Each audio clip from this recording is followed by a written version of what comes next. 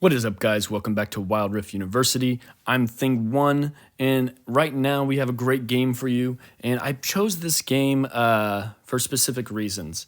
So at the time of making this video, just to let you guys know, I'm currently ranked 125 North America. I dropped from 110. I kind of took 2 days off, so I was doing other stuff, hanging out with friends, and just other life things as well. But this game, I'm going against the #1 Fizz. And like I said, this is on my main. I'm a jungle main for those of you who have not watched, but I play all roles. But jungle and mid are my two best roles. But I'm playing against the #1 Fizz in North America. And in this game, a lot of these players are top 200, 300. Basically, every single person in this game is Challenger as well. And this is Vanquisher Elo. I'm currently Vanquisher 2 as well in this game. I'm Vanquisher 2. And I wanted to show you this game because if you watched my last video, I talked about how to come back when you basically misplay a lane against like a champion that you can't fall behind. And I showed you that while basically playing at diamond level elo. And I'm going to show you guys that again, but this time I'm going to be playing against the #1 Fizz in North America. And a lot of you know Fizz is a really difficult champion to play against. And this guy's really, really good, guys. He's a really good player, and he kind of really gets me well in lane. Like, I play the lane initially well, and I'm actually playing the lane right, and I'm actually beating him, in my opinion, as far as how the lane's supposed to go. However, he does a high-level technique that really just blew me out of the water. I mean, I knew exactly what he was doing, but his understanding of the timing of the lane was really what blew me out of the water. I did not think that he would be able to get back as fast as he did. And the way that it impacts the lane and impacts my early game is just crazy. But what I really want to show you guys is how I respond to a situation like this. Because so often, so many players, when they fall into this situation, they would lose. So right here, he's backing. I'm like, oh, there's no way he can back in time. And so here, the first thing I did, if I was going to hard push, I should have stayed up and pushed the wave further. And so I'm using my red card like I should, and I'm thinking, for sure, I'll be able to clear this before he gets back, you know? And then all of a sudden he's here, and I'm like, oh, crap. So now I'm kind of in the spot where I'm in a decision. Okay, the canyon min's up. I'm about to miss it. I'll just use my Q, and then it doesn't kill it. And I'm like, oh, crap, I need to back now, whatever. And then I'm about to back, but then I realize it's not a canyon minion wave because that was the canyon minion wave. And so now I put myself at a huge disadvantage. I already missed the canyon minion. And if I back, what he's going to do is he's going to hard push the wave. And then I'll miss on all the experience and all the gold. If I don't back, he's going to freeze the wave just like he's doing now, trying to get me to overextend in order to have experience and gold. Now, I know the jungler's top lane right now because I just saw him use the little trinket. So I'm having to be extremely careful because of what's basically happening. And what I'm trying to do right now when you fall into this situation, I'm not really trying to trade for gold. I'm trying to trade for experience. If I lose out on gold, that's fine. I don't want to lose on experience. So now I'm like, okay, the lane's in a good spot. Canyon minion wave's coming. I'm going to back. And he does this amazing play right here, guys. I don't think you realize how smart what he just did was. This was just so smart, dude. Like, when he came up and did this, I was like, no way. Is he really going to do this? He burned his ignite on me. So super smart, because what he's basically hoping is that I make a mistake because he knows he's about to be level 5. He doesn't want me to back because he knows he has kill pressure on me. I know he's level 5 though. So I said, you know what? Screw it. You can have the gold. You can have the wave. You can have that XP. I'm not going to give you a kill for free. Like, if I fall behind, that's fine. And right now I have 1,900 gold. He has 2,200 gold. I don't care if I fall behind in gold because I know his champion's technically supposed to beat me early anyway. And if I fall behind, I know I'll outscale late. And so I'm going to be patient. A lot of times, a lot of players, they can't do this. They really struggle with this, okay? They think they have to, like, get all the gold. They have to get every single minion in order to win the lane. And that's not true at all. Like, all you have to do is play the lane correctly and play the lane to your speed. And by me doing that, what happened? As I tell you guys all the time, if you keep playing correctly and waiting and being patient for the right moment, somebody will make a mistake. And so what's happening right now is the enemy realizes I'm at a disadvantage, and they also understand that I scale really hard. And so Fizz has to win early. He's a whole level ahead of me, basically. Like, he's 1 minion attack from hitting level 6. I just hit level 5. They know they have to engage on me and keep me down. So I know that they're probably going to engage on me, and I'm hoping they'll make a mistake. You know, I'm hoping that also that, like, I can distract their jungle to stay in my lane and stop them from that. And then what happens? They overcommit. I get a kill. And now I'm basically tied up with this Fizz in gold again, okay? He's still like half a level ahead of me, and he's still way stronger than me. I can't really fight him, but I'm okay with that. And here, once again, like, I realize he can kill me if he engages on me. I'm not going to make a rash decision just because I want gold, or just because I want just because I want gold, or because I feel like I have to get this gold. Also, just so you guys know, the reason why I ulted right there is because the Akali and the Fiora were fighting, and she was in her shroud, and I was hoping that my ult would expose her, and I was hoping that she'd be able to get the kill. Unfortunately, she didn't, but that's why I used the ult there. But now look at this, guys. I have 3,100. He has 3,300 gold. I'm basically right there. Like, I'm only 150 gold behind him now, when I was like 500 gold at the most behind him. You know, he's still quite a bit ahead of me in level, as you saw. Like, he's almost level 8. I'm still just turned level 7. But I'm okay. I'm chill. I'm relaxing. I'm going back. I'm getting items. I'm at 36. He's at 38. We're about 200 gold difference. It's not that big of a deal. And what am I doing right now? I see the fight going on, but I know there's no way they're going to finish it right away. I'm getting lane priority. I want my lane priority. I'm going to push it out. I know I'm behind. I know they're going to take their time in fighting. And then what am I doing now? I'm searching out the priority target, which is Fizz. I can't reach Fizz. I change to Ezreal. I hit Ezreal and then go in. We can't. Now we poked him out. Now we're heading straight towards the dragon, okay? But I'm strong enough to do all this because I was patient. Here, I didn't realize the dragon was aggroing me because I'm a dumbass, and almost cost us this. The jungle, for some reason, didn't have her smite, and she was pinging to do, or they were trying to do the dragon. So here, which is just really stupid, just going to pause it real quick. So basically what I was going to do right here is I was immediately thinking, okay, I'm going to go back and get lane priority, which I always tell you guys. However, I noticed that the we had a one shot up there. So kind of risky what I did here, but luckily for me, it pays off. The reason why I first initially did is because I saw my team right up there. I didn't pay attention to the wave, though. By not paying attention to the wave, I almost inted. And this game, guys, I end up carrying pretty hard. Like, I do really, really well this game. And I make a misstep right there. Like, farming so bad this game. I'm usually a really, really good farmer with Twisted Fate, but I didn't. And so the other thing that I do this game is I have a lot of... So, like, right here, look at this. I was just about to back, and I stopped. There's two reasons why I stopped, okay?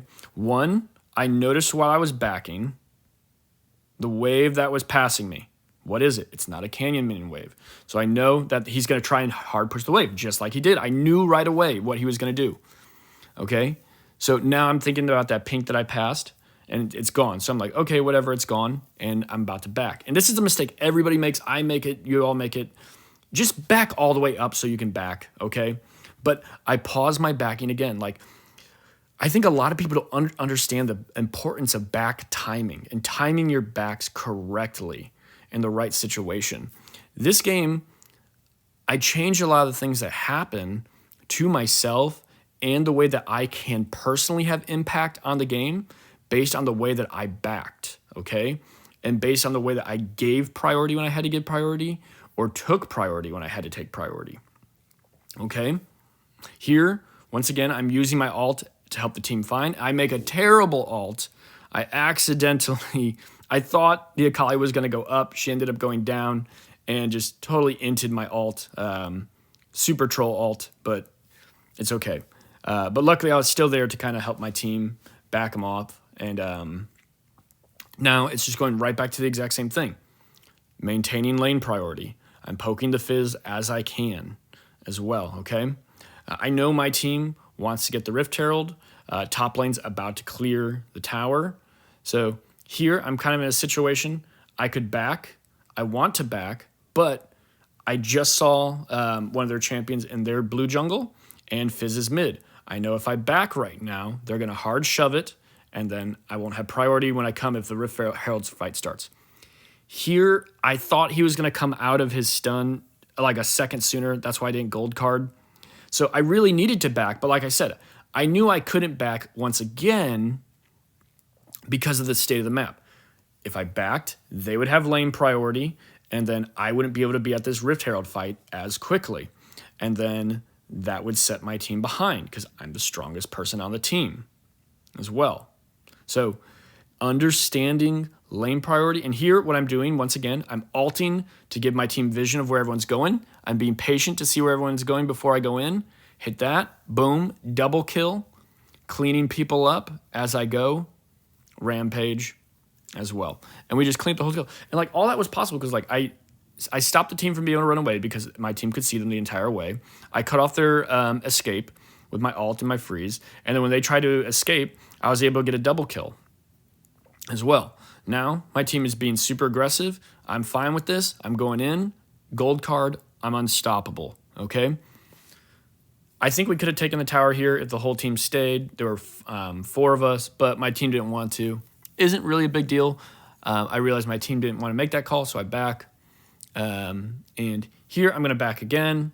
I know I have a canyon minion wave, so I'm like, okay, I should have time. But then I see the Fizz. He's hard pushing it, so I was like, okay, never mind. I can't back yet. I'm going to stop. Paying attention to the wave and the momentum. And so look how I'm just able to impact the game constantly.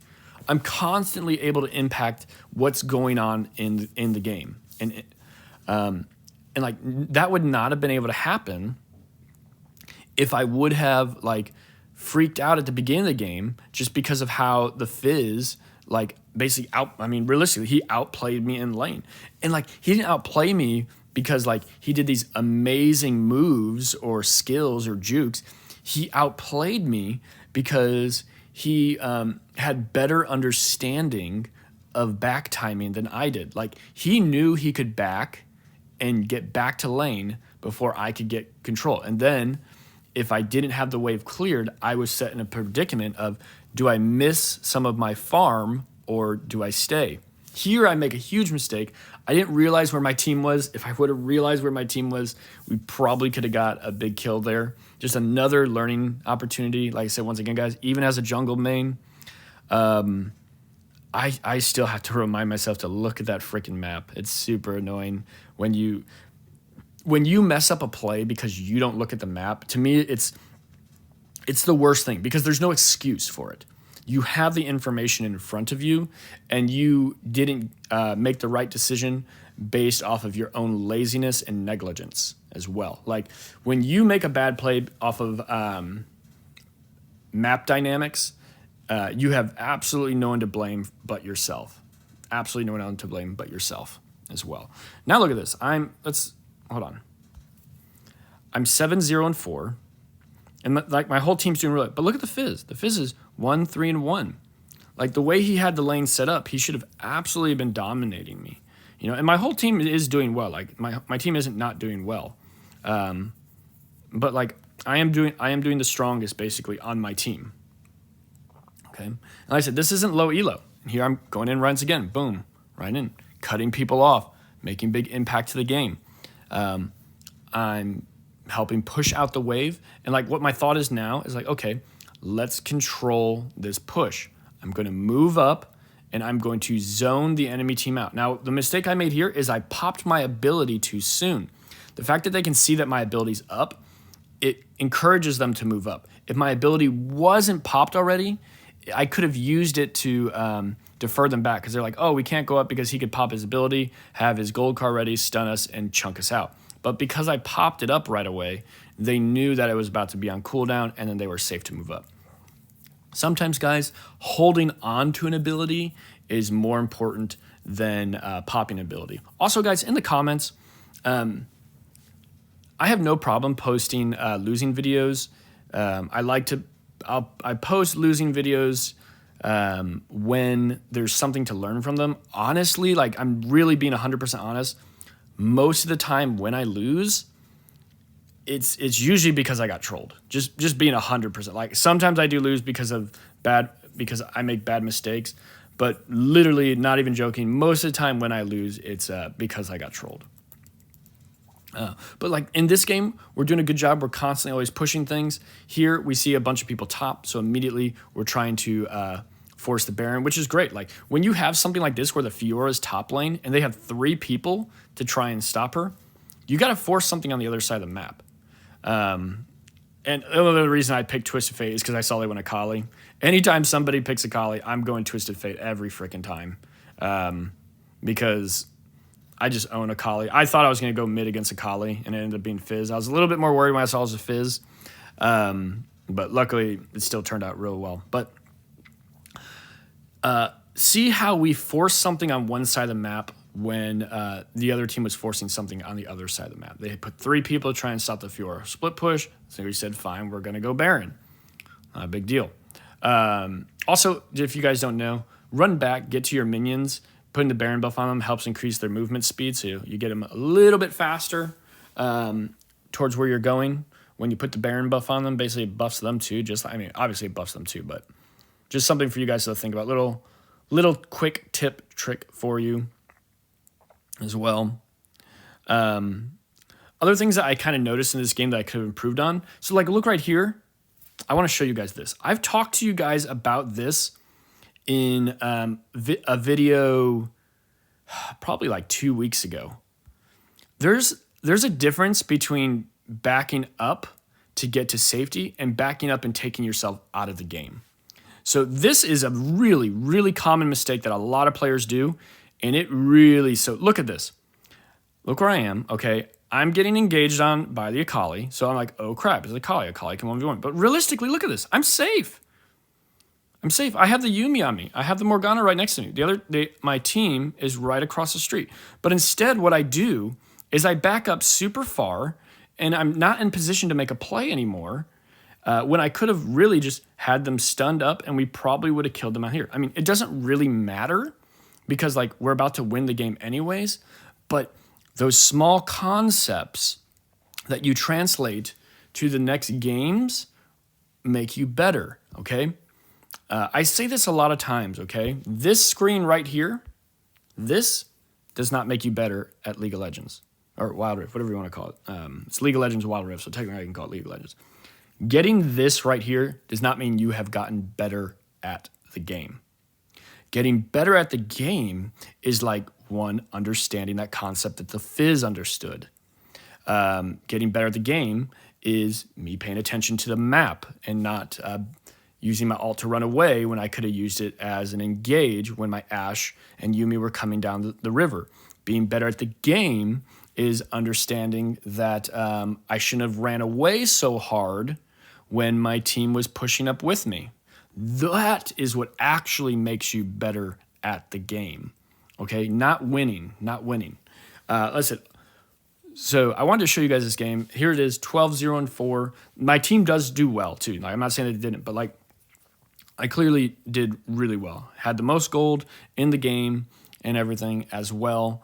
And then damage. Where was I as damage? Let me see here. I can't actually even remember where I was at with the damage. And most damage. The Fiora almost beat me in damage, but I ended up doing the most damage as well. But like literally, the Fizz wasn't really able to do anything because like I kind of messed up his early game. He was expecting me to play one way, but I adapted my play style to stop him from being able to get ahead. Like I said, guys, I hope the biggest thing you guys kind of learn from this game is like the fact that you don't have to fight for all the gold. You don't have to like, if you're behind, it's okay to be behind. I was really far behind. I was a whole level behind this game, and I ended up a whole level ahead. So basically, I was able to pop up 2 levels before he could pop up 1 level to end the game with a 2-level lead. Okay, and I was able to do all that because like I understood what I had to do, and it was the fact that like, okay, you made a good play, you're beating me. I'm gonna now wait for your mistakes, and I'm gonna play reactive to the plays that you give me that I can make small wins off of. Then when they over-engaged, I was able to make a play. I was able to 2v1, get a kill under tower, and got me back in the game. Still wasn't stronger than him, but I knew what I had to do to get in because he did not know what to do to kill me with the way that I was playing. He was expecting me to continue to be aggressive, to want to go for gold. He didn't realize that like I'm willing to give up gold because I know that I outscale, okay? So guys, anyways, thank you for watching this video. I hope you learned some of these concepts. Like I said, I normally, as you guys all know, I don't push or post videos where it's a blowout, but I wanted to post this one because one, just kind of celebrating the change. It was against the #1 Fizz and everything. I wanted to show you guys me playing one of the top players in North America and on his champion as well. So thank you guys for watching the video, and I'll see you in the next one.